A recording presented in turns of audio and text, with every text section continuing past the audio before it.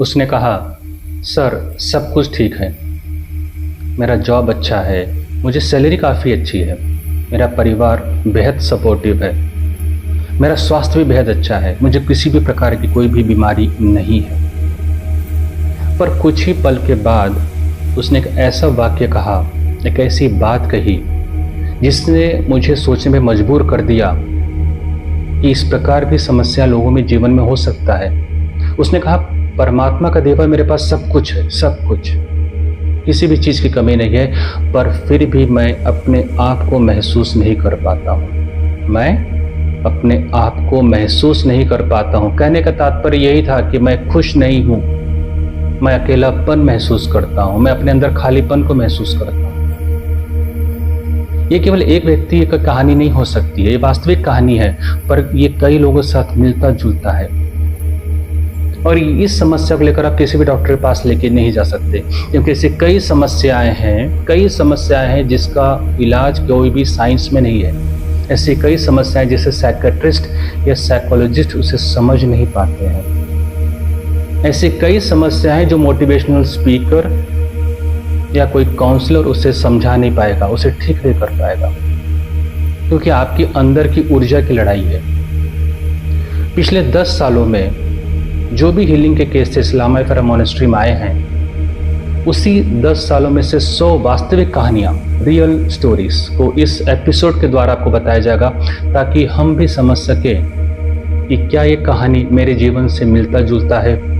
यदि है तो मैं इस समस्या से कैसे बाहर निकल सकूं, बिना किसी डॉक्टर के पास गए, बिना किसी साइकोलॉजिस्ट के पास गए, बिना किसी साइकियाट्रिस्ट की दवा लिए। ये सब कुछ आपको इस वीडियोस के द्वारा मिलेगा। 100 लोगों की 100 वास्तविक कहानियां, हर चेहरे के पीछे एक दर्दनाक कहानी छुपी होती है, जिसे सिर्फ वो व्यक्ति जानता है, वो किसी को बता भी नहीं पाता है। जब ये व्यक्ति पहली बार मुझसे मिलने के लिए आया तो काफ़ी कॉन्फिडेंट था, ऑफिस जाता था, मीटिंग करता था, प्रेजेंटेशन देता था, बच्चों को घुमाने के लिए ले जाता था, परिवार में खुश था, हमेशा हंसता था, पार्टी में जाता था। किसी को भी लगता नहीं था कि इंसान अंदर से अपने अंदर के जीवन के साथ लड़ रहा है, खुद के साथ संघर्ष कर रहा है, अपने विचारों के साथ संघर्ष कर रहा है। हमें कई बार लगता है तनाव की परिभाषा क्या है। हमें लगता है तनाव मतलब व्यक्ति टूट गया है तो उसे तनाव हुआ है, व्यक्ति ऑफिस में नहीं जा रहा है तो उसे तनाव है, व्यक्ति रो रहा है तो उसे तनाव है, व्यक्ति हमेशा अपनी तकलीफ बता रहा है तो तनाव में है। हो सकता है ये सब सिम्टम तनाव से जुड़ा हो, पर कई चीज ऐसे होते जब इंसान खुश रहता है, बाहर से हंसते रहता है, ऑफिस में जाता है, काम करता है, अचीवमेंट भी लाता है, बाहर सक्सेसफुल भी रहता है, पर जब वो रात में सोता है तो चिंता लेकर सोता है। और वो क्या, किस बात की चिंता रहती है? उसे किसी काम की चिंता नहीं रहती, वो उसे खालीपन सताता है, उसे अकेलापन सताता है, वो अपने आप को महसूस नहीं कर पाता है। पहले इंसान कुछ बनने के लिए दौड़ता है, फिर इंसान कुछ पाने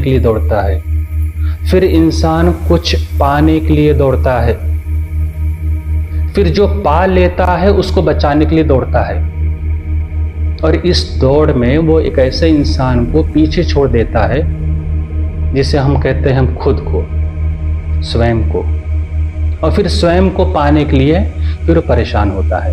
and that stage is known as depression stage, उसे कहा जाता है डिप्रेशन स्टेज। और आपने भी अपने आसपास समाज में देखिए, अखबार में देखिए, डिप्रेशन की शुरुआत ही ऐसी होती है, अनसुनी कहानियां। अनसुनी कहानियां मतलब वो व्यक्ति अपनी समस्याएं किसी को भी नहीं बताएगा, एक नॉर्मल व्यक्ति की तरह समाज में उठेगा बैठेगा, घर में उठेगा बैठेगा, पर अचानक पता चलेगा व्यक्ति ने तो आत्महत्या कर लिया। कल तक तो नॉर्मल था, कल तक तो मुझसे अच्छे से बात कर रहा था, क्योंकि वो एक दिन का डिप्रेशन नहीं होता, एक दिन की नकारात्मक विचार नहीं होता है, कई दिनों का प्रेशर उसके शरीर में एकत्रित रहता है। और लोग जब मृत्यु सुसाइड करते हैं तो लिख के भी जाते हैं नोट पर, मेरी मृत्यु को कोई भी जवाबदार नहीं है। तो ये केस है डिप्रेशन का, ये केस है कॉर्पोरेट स्ट्रेस का, ये केस है एक आम तनाव का, ऐसा हम समझते हैं, राइट? पर वास्तव में इंसान अपने आप को खोजता है। इंसान अपने आप को खोजता है। हम किसी भी आत्महत्या को, किसी भी तकलीफ को, किसी भी दुर्घटना को जब हम उसे बाहरी चीज़ों से जोड़ते हैं तो हम मूल स्वरूप को छोड़ देते हैं, मूल स्वरूप को भूल जाते हैं।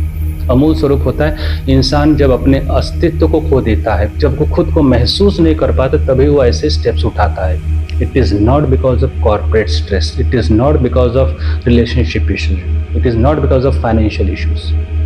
हम उसके साथ जोड़ते हैं क्योंकि जो व्यक्ति अपने आप से अंदर से जुड़ा हुआ रहता है, कभी भी वो ऐसे कोई भी कदम उठाता नहीं है। पूरा विश्व आत्महत्या मुक्त होना चाहिए, सुसाइड फ्री प्लैनेट होना चाहिए, इमोशनली स्टेबल होना चाहिए। यही उद्देश्य लम क्रिया ध्यान का, और इसी विजन के साथ हम काम करते हैं। तो जब इस व्यक्ति से मेरा पहला मीटिंग हुआ तो मैंने से पहली बार एक ही चीज़ पूछा और एक ही वाक्य में पूछा, आप अपने आप से आखिरी बार कब मिले थे? When have you met yourself last time? और उसका साइलेंस ही सब कुछ बता दिया, उसका साइलेंस ही सब कुछ उत्तर दे दिया कि कभी वो अपने साथ बैठा ही नहीं। वो लोगों के साथ बैठा, बाहरी लोगों के साथ बैठा, पर खुद के साथ नहीं बैठा। कुछ लोग सोचते हैं आंखें में ध्यान बंद करके बैठा तो मैं अपने साथ बैठा हूँ। जी नहीं, आप जब आंखें बंद करके बैठते हैं तो किस प्रकार का विचार करते हैं वो भी निर्भर करता है कि आप स्वयं के बारे में सोच रहे हैं, दूसरों के बारे में सोच रहे हैं, या काम के बारे में सोच रहे हैं। तो आप अपने साथ कहाँ पे बैठे हो? मैं आंखें बंद करके बैठा हूँ और मैं सोच रहा हूँ कि ये बस कब आएगी, ट्रेन कब आएगी, मुझे इस दिन भर में क्या काम करना है। तो मैं अपने साथ बैठा हूँ कि बाहरी दुनिया के साथ बैठा हूँ? आंखें तो बंद किया, लोग कहते ध्यान कर रहा है। ध्यान कहाँ पे कर रहा है? वो ध्यान तो कर ही नहीं रहा है, वो स्मरण कर रहा है, प्लानिंग कर रहा है, आंखें बंद करके प्लानिंग कर रहा है। जब आप निर्विचार बैठते हो, सिर्फ मैं और मेरी सांसें, तब आप अपने आप को महसूस करना शुरू करते हो। तो उसको पूरी केस स्टडी को एनालाइज करने के बाद फिर समझ में आया कि उसका मणिपुर चक्र और अनाहत चक्र असंतुलित है, जिसके वजह से खुद को महसूस नहीं कर पा रहा, जिसकी वजह से ये डिप्रेशन के स्टेज पे उतर रहा है। हमने इसके 2 चक्रास पे लम क्रिया ध्यान के द्वारा काम करना शुरू किया। मणिपुर चक्र जब इसका संतुलित हुआ, इसका कॉन्फिडेंस लेवल अपने आप बढ़ गया, स्वयं के प्रति, जीवन के प्रति इंथुजियाज्म बढ़ गया, काम करने की प्रेरणा मिलेगी। मैं क्यों कर रहा हूं उसका वो पर्पस उसे पता चल गया।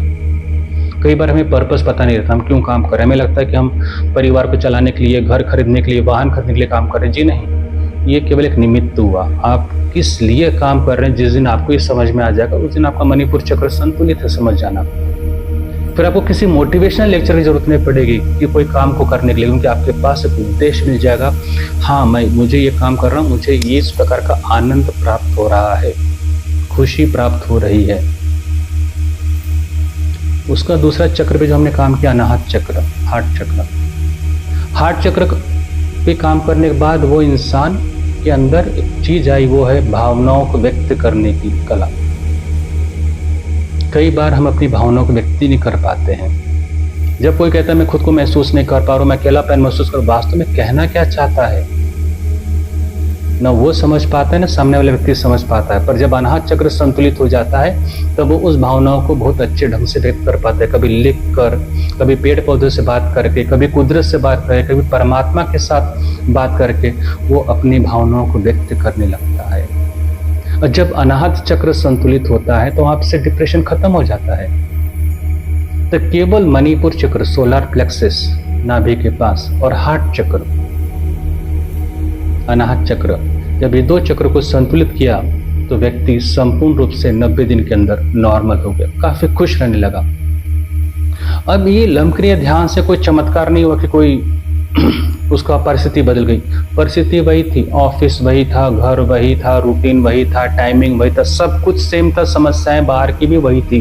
अगर कुछ बदला तो उस परिस्थिति में रहने वाला इंसान बदल गया, उस परिस्थिति को फेस करने वाला व्यक्ति बदल गया। और जब वो बदल गया तो जीवन बदल गया। तो जब भी हमारे जीवन में ऐसा कभी भी लगता है हमारे जीवन में खालीपन है, अकेलापन है, तो ध्यान में रखना कि आप डिप्रेशन अवसाद के क्षेत्र में उतर रहे हैं। You are entering into the territory of depression. और आपको लगेगा नॉर्मल है, सबके साथ हो सकता है, पर एक दिन नॉर्मल हो सकता है, 2 दिन नॉर्मल हो सकता है, 3 दिन नॉर्मल हो सकता है। पर यदि लगातार 3 हफ्ते हैं, लगातार 3 महीना है, उसके बाद आप क्या कदम उठाओगे, क्या दुर्घटना हो सकती है, इसकी आप कल्पना भी नहीं कर सकते, क्योंकि आप उसमें डिप्रेशन के स्टेज में कदम उठाते हैं, कॉन्शियस स्टेट में कदम नहीं उठाते हैं। लम क्रिया ध्यान आपके जीवन को न केवल बदलता है, आपको स्वयं से आपकी मुलाकात कराता है। आप अपने आप को समझने लगते हैं। इतिहास पढ़ा, भूगोल पढ़ा, गणित पढ़ा, विज्ञान पढ़ा, सब कुछ पढ़ा, पर कभी स्वयं को पढ़ पाए कि मैं कौन हूं, मेरे जीवन का उद्देश्य क्या, मैं यहाँ पर क्यों आया, मैं काम क्यों कर रहा हूं। और आपको लगता है कि किताबें पढ़ने से, कोई शास्त्र पढ़ने से, कोई आश्रम में जाने से मेरा जीवन बदल जाएगा। आपका जीवन तब तक नहीं बदल सकता, या कोई और व्यक्ति तब तक बदल नहीं सकता जब तक आपकी इच्छा ये नहीं है खुद को जानने की, हु एम आई। और हु एम आई जानने के लिए किसी सन्यास की जरूरत नहीं, किसी पर्वत पे जाने की जरूरत नहीं, कोई साधु बनने की जरूरत नहीं, कोई घर छोड़ने की जरूरत नहीं है। केवल अपने आप से सवाल पूछने का डालिए, who am I, what is the purpose of my life. चक्रांश पे काम करें। जब तक आप ऊर्जा केंद्र में काम नहीं करेंगे, अपने शरीर के अंदर जो आपके चक्र संतुलित जब तक नहीं होंगे, तब तक आपको आपके जीवन को उत्तर नहीं मिल पाएगा। आप अपने कुछ क्षण के आनंद को जीने की चाहत रखेंगे तो हमेशा वो क्षणिक रहेगा, it will be always be temporary. कुछ लोग उसे ध्यान में ढूंढते हैं, कुछ लोग उसे शराब में ढूंढते हैं, कुछ लोग उसे सिगरेट में ढूंढते हैं, कुछ लोग उसको बार में ढूंढते हैं, कुछ लोग उसे क्लब में ढूंढते हैं। और सब कुछ टेम्पररी रहता है। परमानेंट होता था तो इंसान दूसरी बार बार में नहीं जाता था, दूसरी बार शराब नहीं पीता था, दूसरी बार सिगरेट नहीं पीता था, पर वो टेम्पररी था, इसलिए उसे आदत पड़ चुकी है। और वो एडिक्शंस में ही अपनी शांति को ढूंढता है। आप अपने आप को नहीं ढूंढ रहे हो, आप शांति को ढूंढ रहे हो। शांति जो मार्ग अपना रहे हो वो भी गलत मार्ग अपना रहे हो, ये आपको बाद में पता चलता है, काफी देर। लम क्रिया ध्यान न केवल जीवन को बदलता है, आपको किसी भी बुरी संगत, किसी भी एडिक्शंस में लाता नहीं है। आपको किसी और चीज की सहारे की जरूरत नहीं पड़ेगी। व्यक्ति आपको शांति दे सके, आपको प्रेरणा दे सके, आपको खुशियां दे सके, क्योंकि लम क्रिया ध्यान संपूर्ण है। वो आपके श्वास, शरीर और मन को जोड़ता है स्ट्रक्चर्ड ढंग से। It is India's most structured self healing meditation. उसे कहा जाता है self healing meditation. It is not at all meditation, it is self healing meditation. I am my self doctor Satyendra Shukla, founder lump क्रिया ध्यान। पिछले 10 सालों से लम क्रिया ध्यान हम लोग लामा फेरा मोनेस्ट्री पूना से सिखाते हैं। उसके पीछे बस एक ही उद्देश्य होता है, हमारा समाज आत्महत्या से मुक्त हो, हमारा समाज इमोशनली स्टेबल हो, भावनात्मक स्थिरता। और जब तक ये नहीं आता तब तक हम ये नहीं कह सकते हमारा देश विकास कर रहा है। हम एआई की दुनिया में जरूर रहते हैं, फिर भी अभी भी पिछड़े होते जा रहे हैं, क्योंकि एआई, गूगल ऐसे कई सवाल हैं जिसका आपको जवाब नहीं दे पाएगा। खुद को पहचानने का, खुद को महसूस करने का। अगले एपिसोड में देखेंगे अगली कोई कहानी, 100 लोगों की 100 वास्तविक कहानियाँ, और हर चेहरे के पीछे एक दर्द जो छिपा रहता है, जो आपको अपने जीवन के साथ जुड़ता हुआ महसूस होगा।